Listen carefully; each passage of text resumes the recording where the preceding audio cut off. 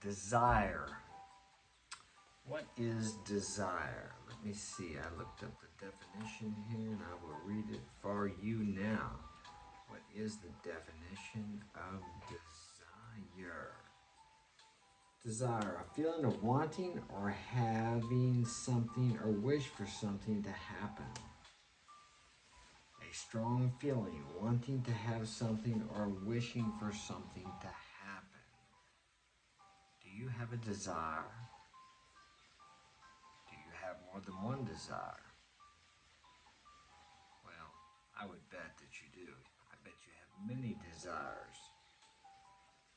What is that desire that comes up every once in a while? Maybe once a week, once a month, a few times a year, and you stuff it back down deep within yourself, far down there, so you hope that it doesn't come back up.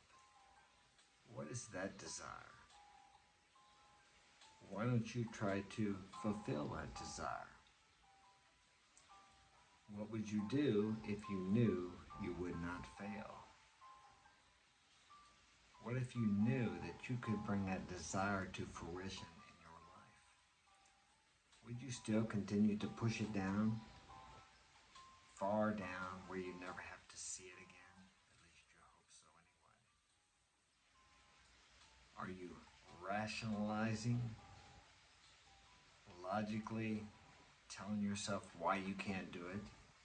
That it's too much for you, it's impossible, you don't have enough money, you don't have enough time, you'll do it after the kids graduate, you'll do it when you meet that good woman that's going to help you, you'll do it after you get the divorce, you'll do it when you get that raise, when you get that good job, when you have a certain amount of money in the bank, you'll do it when you get in shape, when the time is right.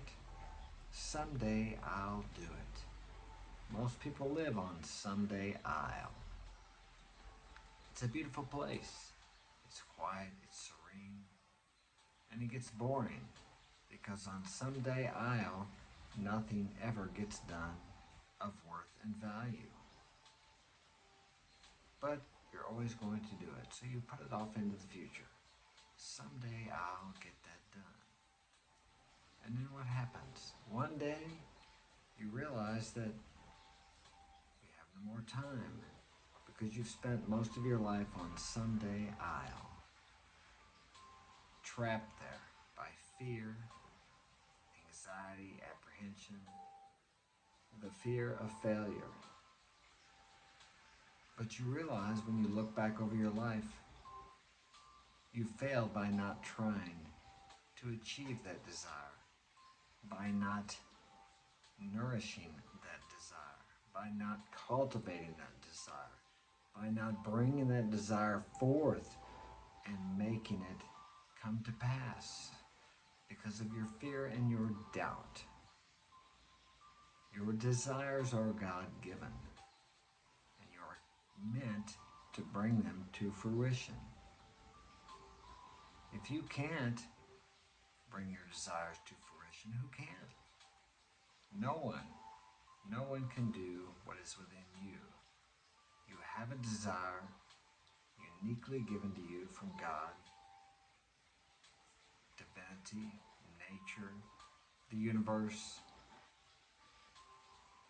universal intelligence, whatever you wish to call that power greater than yourself. What are you going to do with that? Are you going to wait another day?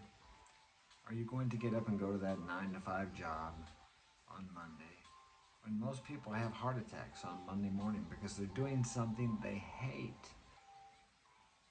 Well, you say, Mark, I just can't quit my job. It pays my bills. I got a family.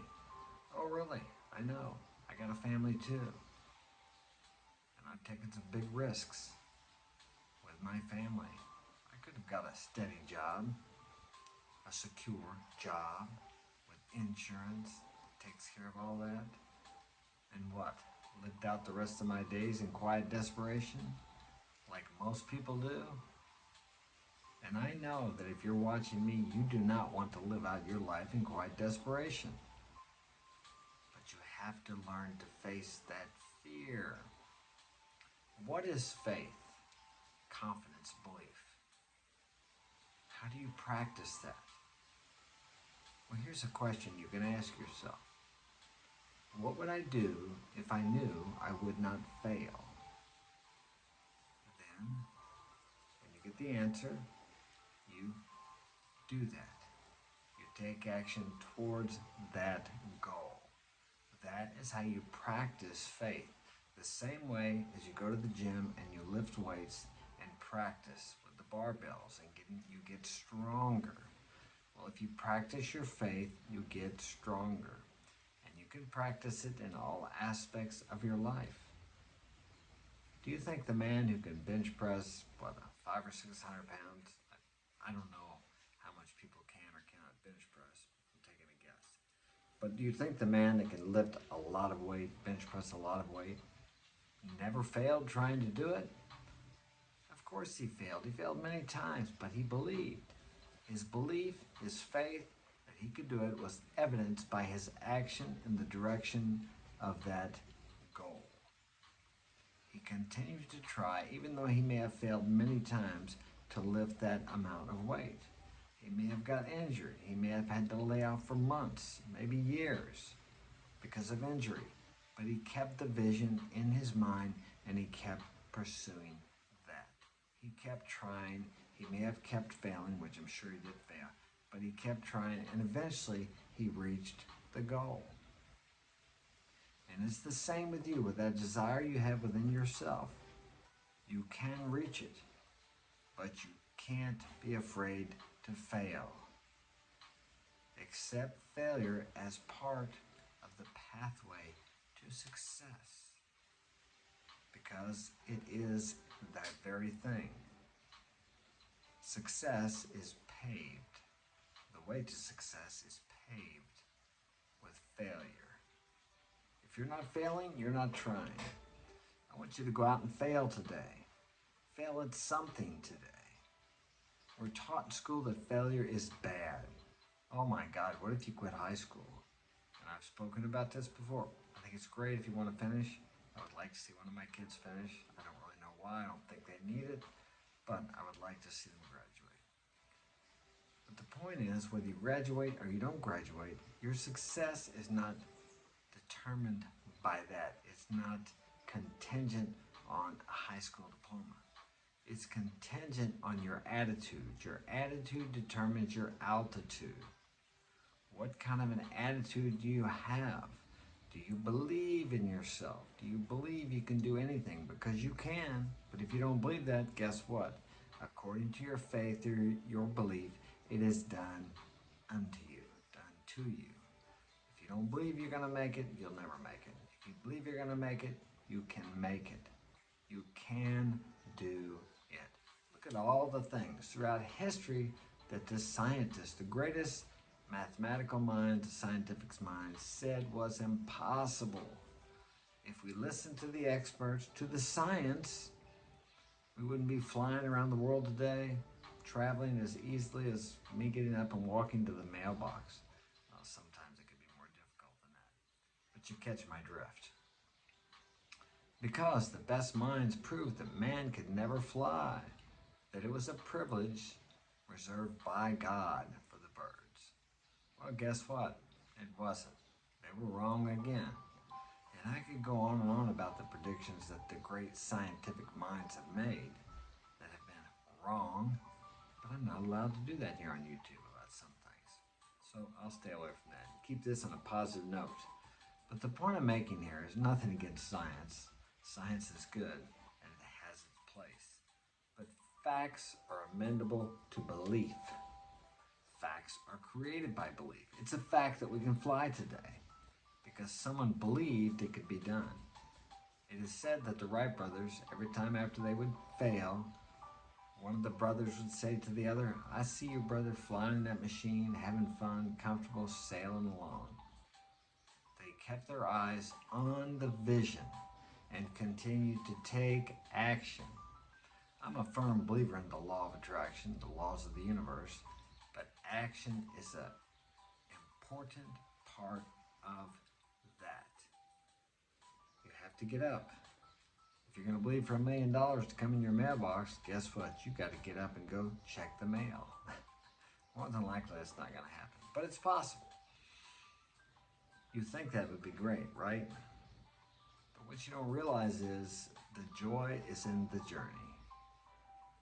It's in the achievement of that $1 million, that weightlifting goal, that PR time of your 5K, 10K, 100-yard dash, whatever it is, whatever you're involved in, it's the journey to that goal. The destination is not the end all for everything. I mean, that's great. As I've said before, you'll get a feeling of elation for maybe a day, a few hours, a week maybe. But then after that, you have to set another goal. Do you have written goals? Less than 1% of the nation, the people, not the nation, probably the nation too, have written goals. Write down your goal. It's right now, as I said here, I have my story on the wall. I look at it in the morning when I get up. I look at it in the evening before I go to, well, I do it about 4 o'clock. But I have it on a recording as if it's already done. I play it to myself in the morning and in the evening, over and over and over again. I've been doing this for years. And then throughout the year, the world will bear witness to one of those things that I have written down as coming to pass, as if it's already come to pass. Because in the mental realm, the thought is the thing. We need to change our conception. We think that reality is what we see out there, the manifest reality.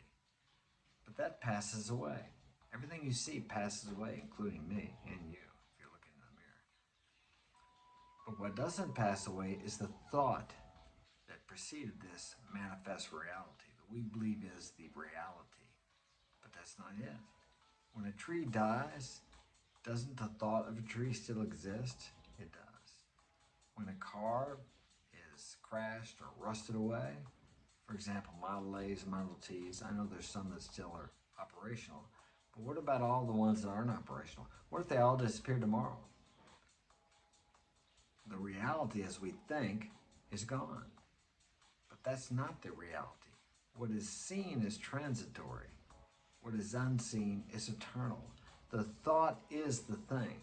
We need to change our thinking and realize when we think about something, it exists. We do have it now. Now, we're not experiencing it in the manifest world, but that does not make it any less real. Because once you grasp it in your mind and create that vision, it's real. It may take some time for it to manifest in the outer world as what we call a reality. But we actually have it backwards. It's a reality the minute you think the thought. Now you have to nurture that thought, water it, we'll say it that way, cultivate it. But really the only thing you have to do, and the cultivation is actually not, it's just not digging it up, not thinking opposite, not thinking that it's not going to come. When's it going to come? When's it going to happen? You will be nudged by intuitive thought, or how to say, to take certain actions in the direction of that goal. You don't have to figure it all out. You couldn't figure it out anyway. There are too many variables to the end, to your goal, that you could ever even come close to figuring out how you're going to get there. Obviously, if you're going to walk to a store or somewhere or drive, you're going to look at a map. And there's nothing wrong. It's good to make a plan. But that plan, that map, you have to leave open for changes. Because like when you take off from, let's say I wanted to go to St. Louis today. I know how to get down there. I've been down there a lot of times.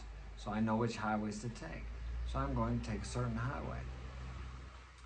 So let's say I turn the GPS on because I'm going to a certain location.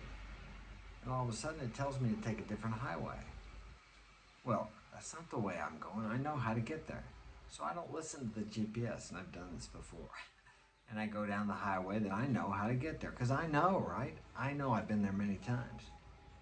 And guess what? There's a hell of a wreck, a traffic jam, and I have to sit there for 2 or 3 hours because I didn't listen to something that could see the big picture, which was a GPS, which has a satellite up above watching. It knew there was an accident there, and it told me, but I didn't listen.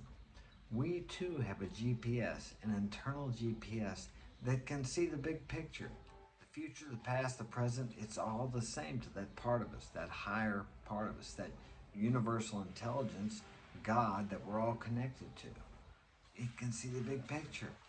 So when we think we got it figured out, or we think we know exactly the way it needs to happen, but yet things seem to be going awry, we need to stop and realize some part of us sees the big picture. And we're trying to make it happen the way we think it needs to happen when we can't see that big picture. Very important to listen to that intuitive guidance. Learn to listen to it. Haven't you ever started to walk out of the house and think, oh, you know what, I need to take this item. Let's say it's a book. It just pops into your head. But then you stop and you think of all the things you're going to do that day. You don't need that book. So you don't take it. So you go to work, and then you happen to run into somebody, and you're both talking about that book. And this is someone who is on a higher level than you that could actually promote you and do things for you. And this person says to you, man, I would love to read that book, but I can't find a copy of it anywhere. And you're only going to see this person once because they're in town for business, and you probably won't see them again. And the very book that you're talking about is the one you left at home. Now, this is just an example of these types of things that happen. There was a part of you that knew you needed that book and it told you like this, but you didn't listen. You started to use your rational, conscious mind, which can only see very limited things. It only picks up a very small amount of what's going on in the world. Because if it picked up everything, you would be overloaded. You would get sensory overload. But your subconscious mind picks up on everything. Everything everywhere. You're connected. It knew that you should take the book, but you didn't do it because you rationalized it away. You thought you knew what was going to happen that day, but you don't, no more than I do. So learn to listen to that intuitive voice within yourself, and your life will be much better. Allow life to unfold before you, and just follow the dictates of that inner voice, that moral compass. And life will be greater than you could ever imagine. That's it.